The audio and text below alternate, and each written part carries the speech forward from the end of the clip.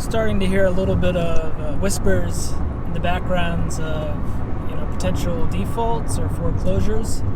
What would happen if you default on a loan, let's say a Fannie Mae or Freddie Mac loan? Yeah, so a lot of these larger properties, they're non-recourse loans, and so they can't come after you personally, but pretty much you're going to have to answer on every deal going forward. If you do give back a deal to a lender, you're going to have to tell them, what was the rationale behind it, what was the reason, and so a lot of people, if you do that, pretty much your syndication career is over, because it's going to be pretty hard to recover from something like that, because you're not going to be able to get loans going forward from, especially Fannie and Freddie. So if you have a Fannie or Freddie loan, and you give back the keys to Fannie or Freddie, then they're pretty much going to put you on a blacklist that they're not going to give you another loan. So it's going to be a little bit case by case, and you're going to have to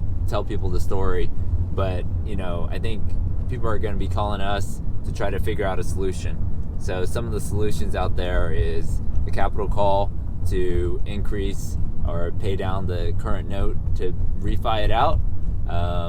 Number two would probably be to sell the property early if you do have an issue and you're trying to get out of it.